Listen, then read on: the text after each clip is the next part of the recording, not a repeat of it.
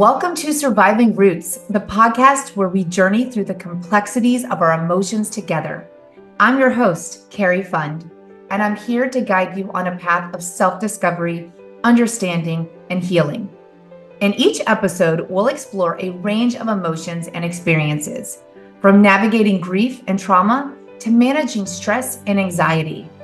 Through candid conversations, expert insights, and practical strategies, we'll uncover the tools you need to navigate life's emotional landscape with resilience and grace. So, let's embark on this transformative journey together. Take a deep breath. Allow yourself this time. This podcast is for you.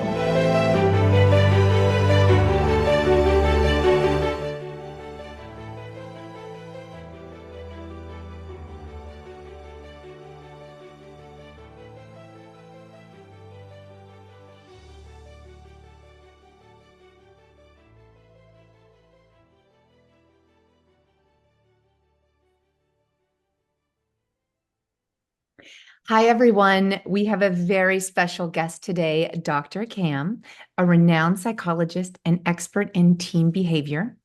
Dr. Cam has dedicated her career to helping parents understand and support their teenagers, especially when dealing with toxic parenting dynamics. Let's get started. Welcome, Dr. Cam. Thank you, Carrie. I'm excited to be here. I'm so excited to be here today because I really focus on what it's like growing up with two toxic parents and having a toxic upbringing. And I'm excited to have you today because you're such an expert in all of this. And, as a mother myself, I wonder sometimes, sometimes when we try not to be something so much, we can go the completely extreme. And I question myself, like, am I being healthy? Is this toxic parenting? So I just want to know if you could, for everyone listening, if you could define toxic parenting and what are some common signs that we should be aware of as parents? Woo, big question. So toxic parenting has a big umbrella, right? But I think the one thing when we're self-reflective, and I think first of all, if we're not self-reflective, which means they're probably not listening anyway, that is a good sign that there might be some toxic parenting. So as soon as you're listening to hear and you're being self-reflective, you already are taking an enormous step in the right direction, right? Because that's the key. So now that we're being self-reflective, if our focus, and we tend to think of things and we continuously focusing on our experience with our teen, and we're constantly thinking about how is my teen impacting me? How is this experience impacting me? What do I need in this situation? Then we're not focusing on our teens, which is what we need to be doing as a parent. Amazing. And it's really difficult for us to do because we only know our own experience. Absolutely. So if we're doing this and we're looking at our teen, and a lot of the questions are, why is my teen being mean to me? Or why is my teen acting out? Or why is my teen causing my life to be so difficult? Or why is my teen doing all of this like tough stuff to me? Then again, we are focusing too much on our needs, and our teens are trying to tell us with their behavior that we're not giving them what they need. Okay. If they don't act out without a reason. Yeah. Great. So if they're acting out to us, then there's something between our dynamic that is not meeting their needs. And I love this. Okay. Well, I love this. And this actually, I'm going to switch gears for a second because, we hear so much about how important it is for self-care for parents and burnout. But, you just mentioned like we have to have the self-awareness to focus on. It's not really always, it's not about us all the time. So we're not having the self-awareness to, realize like it's not about me, it's about them. How do we balance this? Like we need self-care, but we need the self-awareness to focus on our kids. I think this is so important. And I think, again, how we approach self-care is all about it too. When we're like, oh my God, I need a break from my teens, I'm just going to go do this. Or, oh my God, they're so like, if we're doing it from an escape from this, and I need to do self-care because I need to treat myself because of this terrible experience that I'm having, then that is, again, not supporting your teenager. That is being more about, if you're going, I need to be the best that I can be. And I want to be the best for me. And I want to be the best for my teen because I want to be able to show up for my teen in a way where I am calm, where I'm not emotionally reactive or stuck in my stress zone, because then I'm not giving them my best. And I want to also model to them what it means to take care of yourself.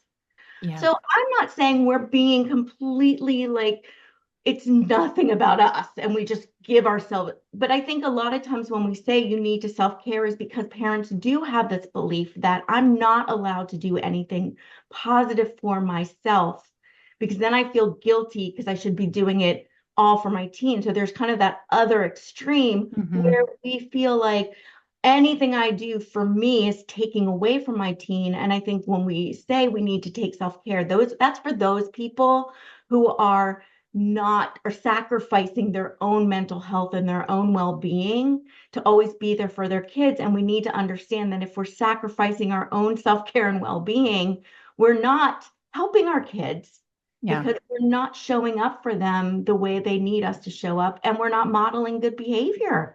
We're modeling that we need to just destroy ourselves for everyone else, and we don't want our kids to learn that. That's so important. That clicked for me probably a little over 2 years ago because I was suffering from that perfect mom syndrome, helicopter mom, doing obligated, saying yes to everything. And my husband one day looked at me and he said, "You know, you're a mother, not a martyr, right?" And I was like, "Huh?" And I was like, "But I don't understand where to go from here." And I don't know, just saying no a lot more to other things outside of our home and less commitments. I got to really, focus on myself a little bit, and I calmed down. I became more present, and I definitely saw the shift in my parenting and also the effects with my children. I mean, resting and taking care of ourselves, especially with young kids and the way we parent today, a lot of us are the overscheduling or overcommitted. I mean, I wonder if these little kids like burnout mode, so like what you said, modeling for our kids. I'm very thankful that I have walked away from the martyr mode and more of the mother mode just to be a good role model for my own daughter, especially. Yeah, I think when we go in martyr mode, and I love the way you put that, I love your way your husband put that martyr mother, because I do think we confuse the two. And we think to be a good mother, we need to be on top of everything and doing everything all the time. And our kids don't want that. Right. That's for our kids. That's for us. Right. That's for us to prove to ourselves that we are the best. But if we looked at it closely and said, what's best for our kids? That is not what's best for our kids at all. Ooh, are we listening, everyone? And especially when they're teenagers, that is definitely not what they want from us. And so when we keep trying to do that, and then we get upset with our teens for not appreciating all that we do for them. I see this so much, parents just like, I do so much for them, and they just don't appreciate it. It's like, they don't want you to do that for them. No, they don't appreciate it. Yeah. And they're saying, please stop. And you're not stopping. So we're not doing it for them. We're doing it for the appreciation and for art to fill our needs. And I get it. I'm a mom. I understand. Right. I also have ego, and I also have insecurities that I need to know I'm doing okay. So I get that completely. But we need to separate what we're doing for us from what, I don't know if you can hear my cat meowing in the background. No, not at all. She's agreeing with you. But I think we need to separate. Am I doing this truly because my teen needs me to do this, or am I doing it because I need to feel needed and feel like I'm doing everything? And like you said, Carrie, we may swing and say, I wanted this as a child from my parent. So I'm going to make sure my teen has it from me, which is wonderful and a great place to start. But then you have to go, is this actually what my teen wants from me? And am I giving it to them in a way that they need it? This is another thing I see, Carrie, a lot, is that we as parents show affection to our teens and we love on them all the time, and they push us away and we feel so rejected. And we take that as my teen doesn't love me, my teen doesn't want me around. What we're failing to see is that our teens' needs and how they feel loved changes over time. And so the kid that used to love our hugs and kisses and tickling and teasing and all that stuff no longer feels comfortable in their body. And that feels really invasive and uncomfortable to them.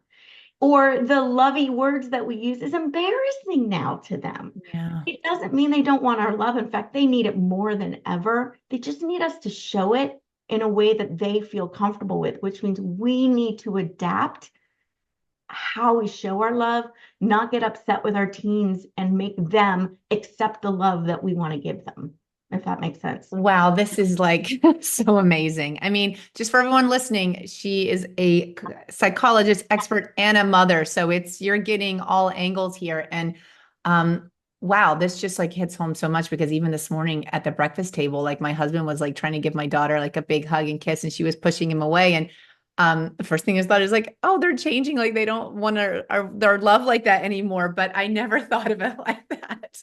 This is so good. Oh my gosh, my mind is sort of just exploding right now. And I think what's hard is because we read it that way, we back off. Yeah. So we start kind of distancing ourselves, and then we go, God, why is my teen distancing themselves from me? But we're actually doing it too. It's protective. I understand why we do it, but then our teens see us distancing ourselves and feeling hurt by their actions. And I'm going to give you another little. Yeah. Their job. Give it to me, Dr. Cam. Our teens and our children's job is not to make us feel okay. It's not their job. Not their job. It's not. Yeah. It's not their job.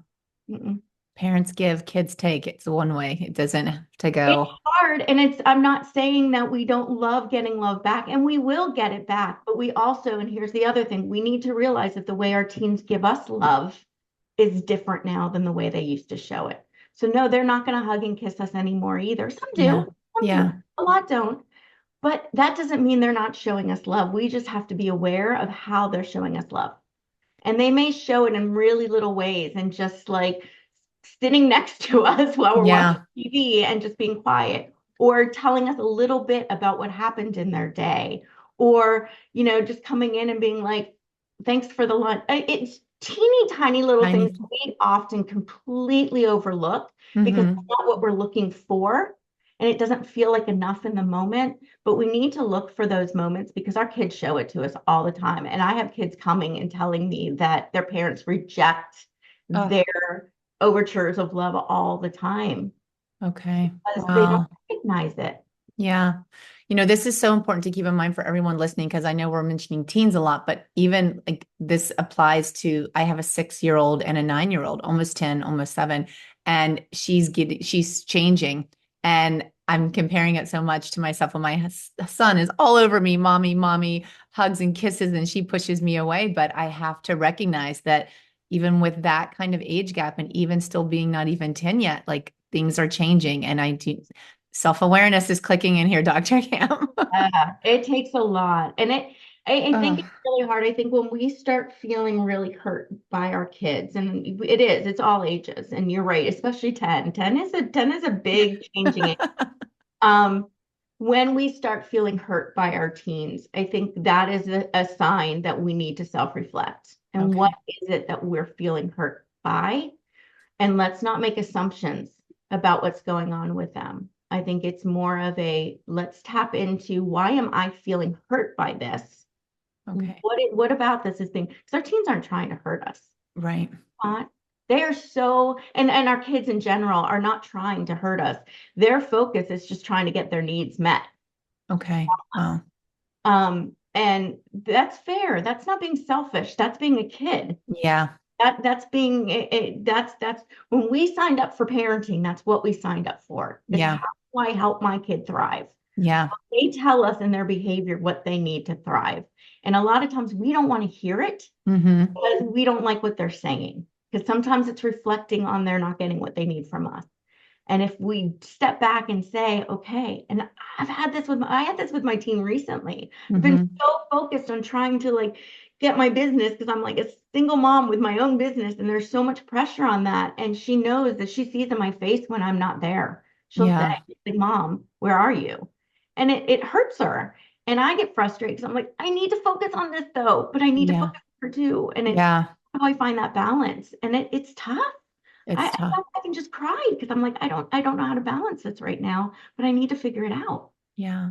I will say I love that she's comfortable coming to you and or even calling you out on that. She is. That's amazing. I mean, that to me is a great sign of communication and you're being a great parent because I mean, growing up with two toxic parents, I didn't say how I felt. I just, there was no expressing myself. There was no space for my emotional needs. It was really all about them. So when I hear people say that, I'm just like, oh, that's a great parent right there. Like even when your child is like upset with you or hurt by you, they actually communicate with you. And it just means that there's just a trust. There's a real parent bond there. And I love hearing that. Here, I think, and I want to bring this up too, because I think this is such an important thing, is that one of our jobs as parents is to give our kids, I keep saying teens because that's what I focus on. I know you're focusing on but all kids, a voice. Yeah. I think what's important is I hear parents a lot of times saying, oh, when they're out with their friends, they don't say no, they don't stand up for themselves. But when they're home, they don't allow them to stand up for themselves. When they say something, they're like, don't talk back to me, don't give me disrespect. That's not right. This is the way it is. We're teaching them that they don't have a voice. And it's hard to give our kids voices because again, we might not like what they have to say. And I didn't like what my daughter had to say. It was Yeah. hurtful, but it was truth. Yeah. And it's her truth. And so I had to give her voice to that. And as hard as it was to hear, it was made me able to reflect and go, okay, I need to figure this out. And my daughter is such an amazing self-advocate. Like she That's will go out amazing. there and advocate for herself on anything. And the other thing is I let her do her own self-application. I don't step in for her. And that's hard for me sometimes because I'll see things, especially with school. I And I'm like, bet. I do not like the way they handled this. Yeah. And I will tell her, I'm like, I really, really, really want to say something. And she's like, Mom, this is mine. I'm like, you're right, this is yours. Okay. I'm just Well, going to let you know it's killing me not to say anything. I'm just going to let you know. But yeah. I understand this is not my fight, it's yours. That's amazing. And this is the perfect example of having self-awareness as a parent because, how can like toxic parenting or not parenting in the most healthy way affect our teens, like our kids' development? Like you just said about like, at home, if we turn down the volume on their voices and then we send them out into the world and then we wonder, why don't they stick up for themselves? Why don't they speak their mind? So what are some ways that our parenting affects our kids' development like negatively? This is a hard one to hear because I don't ever go into parent blame. And Yeah. first of all, I Okay. wanted to say every parent that I have ever met is doing their extreme best Okay. with the information that they know. And we know from how we were parented, we know from what we hear, we try to get all this expert advice and apply it, but it's hard to apply it in real life situations. And you're like, I don't know what they meant. I hear this a lot, right? So I first of all want to just say, if you're listening to the show already, you're an awesome parent. End of story. Yay. Right? You are. You are. Yeah. You're trying. And that's Yeah. all we can do is we can just keep trying and improving. And I'm Yeah. improving every day. Like it's endless. That doesn't mean it's exhausting. It's just there's It so is much. endless. With that said, when we are not self-reflecting and we kind of are going down this path where we're a little more self-involved, we send kids the wrong messages. And we send our kids these messages that they are not good enough unless they do what we expect of them. And what I see happening is kids become their inauthentic selves at home. Mm, They try to put on a mask and either they hide because it's too hard, or they put it on and they resent us, or they put it on and they just completely lose their sense of self altogether to try to please us. And we're like, oh, look how great our kid is because they're yeah. fitting our mold, but they're not our kid. Yeah. And so we end up, and I say it's like trying to fit them in a box. We're trying to squeeze them into a box that we think is the perfect kid for them, but it's the Hmm. perfect kid we think we need, instead of going, who is our kid and how do we help them become the perfect version of themselves? And Yeah. they may not be the vision that we had. And that's okay. They may be way better. Yeah. They're way better when we let them. So I think, first of all, we need to understand that we don't want to have set expectations of what we need from them and what they need to accomplish and who they need to be, because that's restricting who they are. Okay. The other thing is, Powerful. it is, and the other thing is that we give them the view that our happiness is contingent on them. And that's unfair. That's Yeah. way too much pressure to put on our kids. We need to be happy no matter what's going on with our kids, and not like happy woo woo. Happiness Yeah. come and go. It really is. It's a state of fluctuation. But our mood and how we feel about ourselves should not be contingent on how our kids are feeling. And I think we are not able to separate and create boundaries between us and our kids. And that means we try to control too much of how they behave and what they do, and to take too much value in ourselves and how they behave and what they do. And that's a dangerous place to go. And it's way too much pressure on our kids. It just is not fair, because now they can't learn to manage for themselves. They're learning to feel pressure to manage so that they don't impact us. Yeah. Yeah. That's hard. Yeah. The other thing is, and this is another misnomer, is I get a lot of parents just saying, I just want my teen to be, like, my child to be happy. Oh my goodness gracious, that is a hard expectation to put on your kid. Nobody's happy all the time. And what is happiness? And kids needing, I have had so many kids tell me I'm exhausted trying to pretend I'm happy in front of my parents, so they'll leave me alone. Ooh, this is a big one. Oh my gosh. Okay. To pretend No. they're happy for us. Oh, Got to give them space to not be okay. They yeah. have to, because it is okay to not be okay. Yeah. But if they don't feel like they can be not okay in front of us, then we've just shut them out. We've shut them out completely.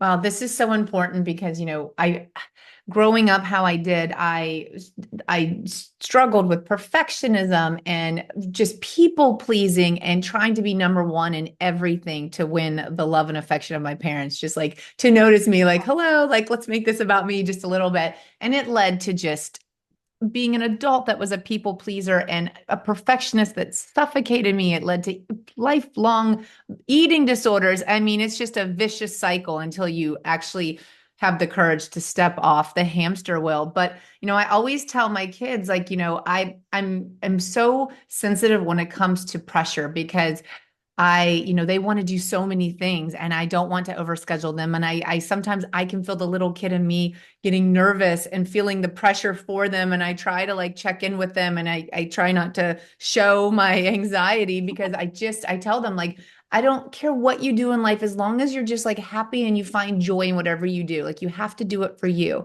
But I need to sort of, revise that a bit, because I don't want them to always think like, if you're not happy, if you're not feeling happy, then you're not okay. So that was so important what you just said, because I know, my daughter's so into tennis right now, and she just keeps wanting to practice more hours a week and things like that. And I worry, like, is this too much?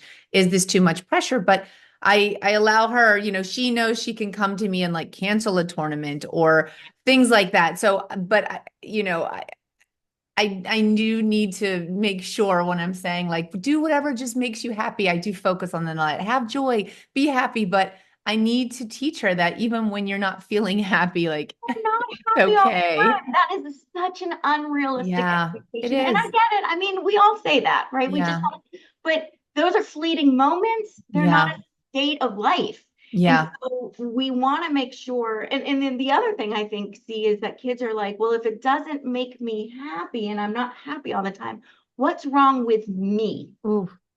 Why am I not happy all the time? And a lot of kids now will say, I'm depressed or I'm anxious, when they're just really not happy. Yeah, they're not happy. Oh, and wow. we made it so that it is like a bad thing, and it's a sickness to not be happy. And that being happy all the time is a sickness, because it's not real. It's not real. So I think we really do need to focus on, the sense of contentment, or the sense of feeling challenged, or the sense of not fearing failure and being okay with that, the failure, because I see also this fixed mindset where we're just like, we are what we are, and kids are afraid to try anything that there's even a slight chance of them failing, because we have told them through our messaging and our responses that making mistakes is bad because we give them a consequence when they make a mistake, and we get disappointed and we give them a lecture when they make a mistake. Well, that's saying making a mistake is a horrible, terrible thing. Or we jump in and save them and do it for them to prevent them Right. from making a mistake. Now Right. they're terrified to do anything on their own. And we're seeing this in the workplace where people are complaining because they're like, oh my gosh, these kids do the bare minimum. They don't Mm. for themselves. Because they've never had to. Wow. Yeah. Gotta let them think for themselves, and we've gotta let them fail. Yeah. And we've gotta let them fail and say, yeah, wow, okay. What do we do from here? What's your plan from here? It's okay. We do this. Now what? Now what? Now Yeah. what? I love that. I mean, everything you're saying is just reiterating that communication is really key in our parenting. It's Communication. all it is. It's all we do. It all it is. So maybe everyone that's listening now is like, wow, am I good at communicating? Am I good communicating with my children? Or maybe they're like, wow, I'm really screwing up the communicating with my children. What are like some things, like a couple tips that you can sort of like ask yourself as a parent, like, or maybe change how you're communicating with your kid? Like, what are your top Oh, I've got some. Okay. communication tips here, Dr. Cam? Number one, here I'm going to say, the most important skill to develop as a parent is your listening. We are terrible at it. I don't care. I am a trained listener and I'm still not good at it when it comes to my daughter. Is there hope for the rest of us? Oh my gosh, there is. We just have to keep Okay. trying. Like, Okay. we need to just accept that we're bad. And Okay. I can tell you right now, if you're talking more than you're listening, you're bad. And Oh, I'm just saying, you're not listening. If okay. you are in your head while your child is talking, if you're in your head coming up with your response, if you are ready with a quick answer, if you are thinking through and finding all the whatever, like you're not listening at all. You're just processing in your head and waiting for your turn to talk, which I do that a lot. Listening means we are not talking, but we're not just not talking. We are trying with all our heart to drop any assumptions and pretend we know nothing at all, and trying to understand what our child's perspective. So I'm always going to say our Yeah. child's perspective is. How are they feeling in that moment? What is the experience for them? What are they seeing? What are they smelling? What are they like, trying to get into their world? Because if we're going into this with our own assumptions, we've already shut them out. We're Yeah. already not open. If we're going into a conversation with a preconceived idea of where it's going to go, and this is a hard one, I'll tell parents to problem solve with their kids. But what we almost always end up doing is we already know the solution, and we spend the whole time manipulating them to come up to our solution rather than going in with an open mind and listening to what their needs are and how do we help them meet their needs too. Oh, Which is wow. why kids don't often follow through with the solutions or the rules that we set, because we don't set them with their needs in mind. Oh, that's good. I need to put that on a t-shirt. Oh gosh. And wear that around the house. Right? It's hard. Oh, it's so hard. But here's a really cool thing, Carrie. When we learn to listen, our job becomes incredibly easier, so much easier, because now we have the information we need Yeah. to effectively respond. Now we know the information we need to really understand what our kids need from us, because they tell us all the time. All parents come to me and they're like, and I say they really need you to listen. You're not hearing them. And they go, I know, they say that all the time. And I go, well, I can tell you what they need. Why haven't you been doing it? You need me to tell you what your teen has been telling you over and over again. Oh my gosh. And I you're mean, arguing with them that you are listening, but you're not. And I'm yeah. telling you now you're not. And they're like, oh. Yeah, I mean, I always considered myself a great listener, but I think I am talking too much. I need to zip it and truly listen to them more and hear their needs. It's so hard because we're bursting and brimming with wisdom, and we want to prevent our kids from making mistakes, and we want to share with them all of our insights, and we want somebody to take all of our wisdom. We have so much. Yeah. They're the ones in the world that are supposed to take our wisdom. But that's not the wisdom they need. They need to learn their own wisdom. And when they start feeling confident in their ability and know we're listening, guess what? They're going to start wanting to hear from us. Oh, that's amazing. And I'm going to go vulnerable here and show that I'm dissolving my perfectionism. So, as an example, this is terrible that I say this sometimes to my kids, because, well, especially my daughter, because she'll start talking and I have all this wisdom that I want to share. And sometimes she's not listening to me. And so I'll say, listen, I've been 9 before. You've never been 46. Just trust me. And this is terrible, people. Dr. Cam just gave me a huge reality check. Yeah. Toxic parenting awareness here. Carrie Fun just had a self-awareness epiphany, and I'm going to cut that shit out of my my conversation with my kids. That's not listening. And that's, yeah. Carrie, I want to share a story with you. It's an aha moment for me with this. It was like my family and I travel together all the time. It's like my sister, my brother-in-law, we go on trips all together, right? And my daughter's the youngest of all of us. So we were in New York in a museum and we're waiting in line and waiting in line. And we were excited to do this. And my daughter kept saying to us, we're not in the right museum. We're not in the right place. And we kept saying, we're the adults. We know what we're doing. We're the adults. And we kept shutting her down. You already know the answer. We were in the wrong damn museum. And she had been telling us for half an hour. And we kept shutting her down because she was a little kid and we were the adults. We did not know better. So we need to let go of our ego of being an adult. And the hard truth that I've learned to accept now is my daughter pretty much 9 times out of 10 is right. It's a hard truth for me to swallow, but now it actually just makes it easier because I just go with her. And I'm like, you're right. Because she's just so observant and aware of things like that. And I'm not. I'm in my head all the time. So I think that they can be right a lot of times. And two, when parents say we know better than them what they need, that is so not true. And that is a dangerous place to come from. Okay. That is a dangerous belief because we are not them. Yeah. Not them at that age. That is so true. Even if we can vaguely remember what it was like at that age, we don't. Yeah. And we're never that age now. Yeah. It's so true. We have no idea. So that is a big boundary that has been crossed if you think you know your kid better than they know themselves. That's so important to hear. And honestly, this is another reality check for me. My daughter at 9, even if I do remember myself at 9 some, is so much better than me in terms of just her self-awareness and her confidence, and even emotionally just like more adjusted than I was at my age. So I really should start listening to my freaking kids. We've done a great job.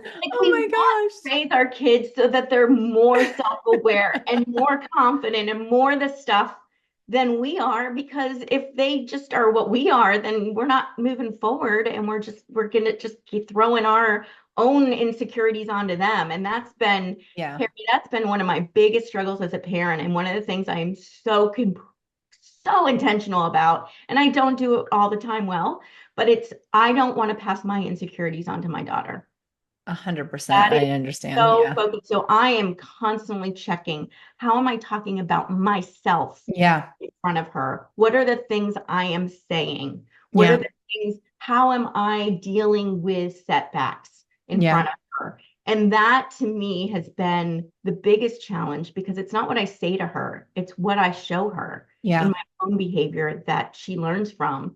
And having those conversations when I've done it terribly, and having those conversations. Yeah, that's so important. I work so hard not to pass things on to my kids, especially any kind of body image issues I've had, and suffering from eating disorders for decades. I work so hard to talk about, how our bodies need to be strong and healthy, and what they look like does not tell you what they are. So sometimes I get so frustrated when my daughter will come home and, she'll be like, what's thigh gap? I heard a girl talking about thigh gap, and I'm like, I'm homeschooling my kids. I work so hard. And then she's this was in 3rd grade. I'm like, who is teaching their kids about thigh gap?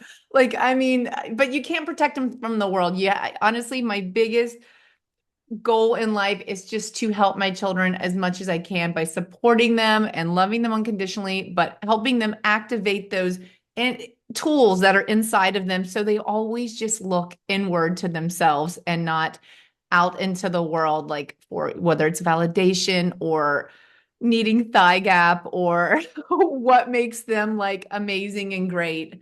Oh, it's such a hard job, Dr. Cam. It really, and we're not going to prevent all of that. Yeah, we're not. And we don't want to. Our kids are going to go through tough times. They're going to feel pain. Yeah. That's Yeah. the life. Yeah. It's not whether or not they feel it and go through it. It's how are they able to recover from it? Yeah. And so we don't want to hurry them out of those experiences, and we don't want to fix those experiences for them. We want to support them through it because Yeah. that's the only way they're going to learn to do it. And that's where another parenting tip is we need to learn to validate their emotions and their experiences. Okay.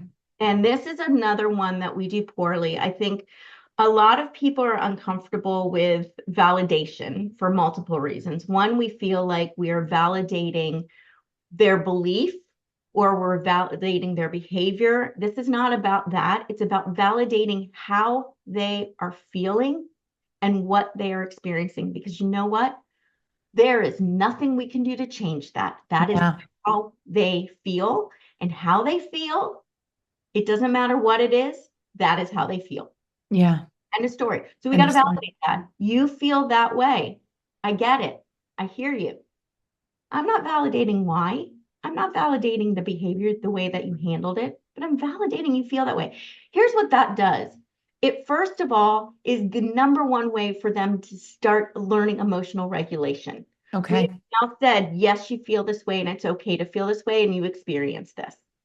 Right? We're not going to try to make you change your way, because when we try to make them feel happy and say, you don't need to feel that way or feel happy, we're not making them feel better. We're making them feel worse about feeling bad. Okay. So we want to say, yeah, right now, I get why you're angry. I get why you're hurt. Yeah. And we sit with that for a second. We don't try to change it. We just validate it. And then we go, now what? What do we do with that? Yeah. We don't do that. We don't say, this is what you do with it. We say, what do we do with it? What do you need now? What do you feel might help? And they probably don't know right away. It's time for them to start figuring that out. But that's what builds resilience. And you know what else it does? It builds a lot of trust and respect in us. And it makes it safe for them to tell us things that we want them to tell us when they're not feeling okay. Right. And that's when we want them to talk to us. Yeah. It's so important. I think this is, a good reminder also for anyone that grew up with toxic parents or an upbringing. Like, you can't be so scared. Like, you can't be so scared for your kids not to experience pain. It's just, this was a good reminder for me that I don't want them to experience my pain from my past, but they're going to have their own wounds and their own pain, and it's going to be okay. It's just all these tips you're giving us to help support them and communicate with them and to let go of our ego and to listen, people. Are we hearing this? To listen to our children. Yeah. Yeah. 100%. When we listen and we validate what they're saying and what their emotions are, that right there sometimes is all they need. Sometimes we've just done our job. Wow. Because now they've been able to process. They feel safe with us. They feel heard. They feel accepted and belong for who they are, even in their darkest, deepest, tragic moments, that they're still loved and accepted by us. And we don't need them to change that for us. Yeah. And when they feel that way, that is what boosts their confidence too and their resilience, because they're like, okay, even when I'm here, I'm still lovable and I'm still okay. And mom and dad are not going to abandon me or need me to change for them, because that's abandoning them. If you're making them change and trying to get them, and I'm not saying we let them wallow for 44 years, something. That's not what I'm saying, but I'm saying in that moment, we've got to let them feel that way. And if they are in a place where they're clearly depressed, then yeah, we want to find them help.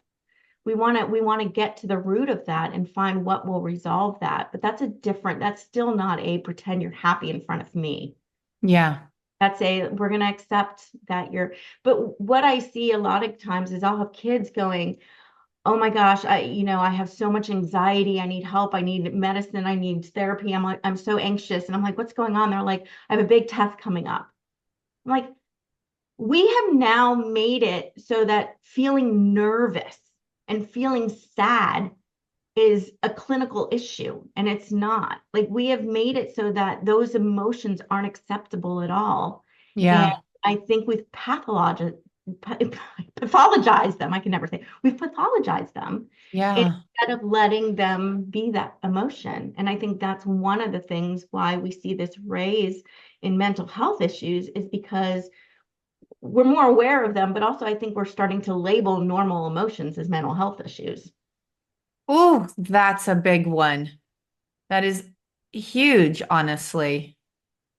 I just got chills. I think all parents really need to hear that because, I mean, I always heard bigger kids, bigger problems. So, like, all of these things that I'm trying to do when my kids are young to prevent all of these things, honestly, it's the not listening, the making it seem like I know best, and not validating their feelings and then labeling them when they do feel them. I mean, my head is spinning right now. Giving I them, need to detox my parenting, Dr. Cam. oh, you're doing amazing. No, but this is so insightful. A label for their emotion is actually really helpful, because we Okay. want to give them, I'm going to ask parents to drop anxiety and depression out of their vocabulary, though, Okay. because we now label everything anxiety and depression. Okay. That is a clinical state that only trained professionals can diagnose. Please. We need to give them more words. Yeah. Frustrated, nervous, not anxious, right? That comes so fast. We Yeah. want the more words. There are thousands of vocabulary of emotions Yeah. that we can use, and we have narrowed it down to like 3. Yeah.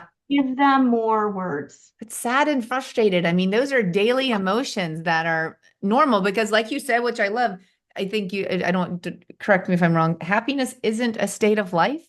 No, Right. it is a fluctuation, just as sadness is. Yeah. We're on a roller coaster of emotions, people, and it's okay. Enjoy the ride.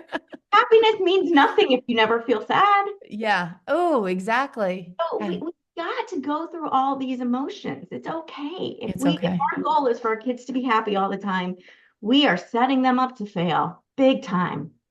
Oh, you have shared so much expertise and insights today that I honestly, with everyone listening, I want you to grab your partners, your wives, husbands, grandparents, aunts, uncles, anyone that is involved in your children's lives and listen to this episode because there are just so many good bits of wisdom that really can shift your parenting into a more helpful, supportive, positive state. Like, I'm going to have to listen to this again before it even airs and check myself a couple times today. This was, Dr. I, Cam, this was amazing.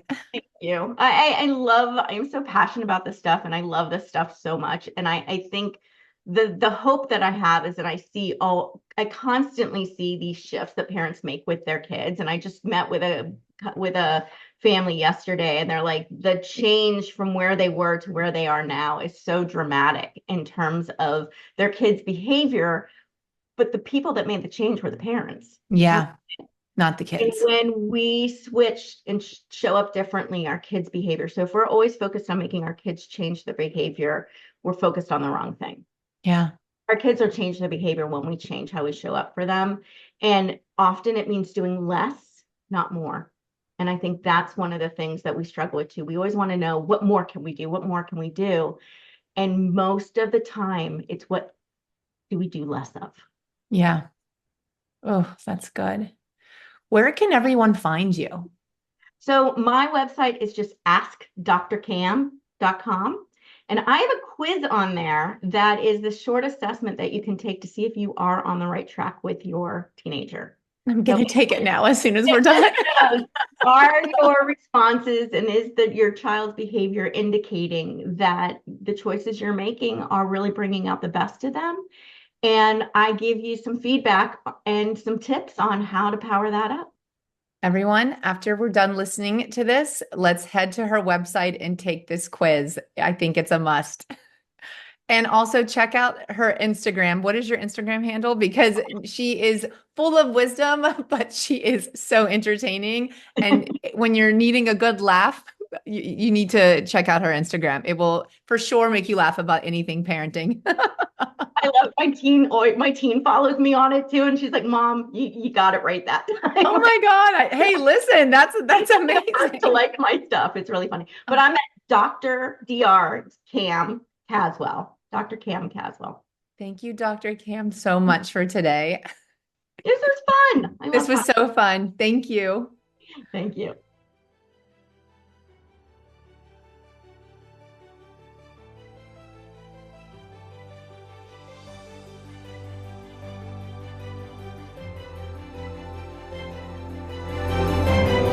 Thank you for joining this week's episode of Surviving Roots.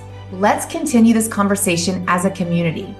For more updates about the show, remember to subscribe on iTunes and leave a review. Also, there will be some special bonus footage from the show on Instagram at carrie.fund. I'll see you there.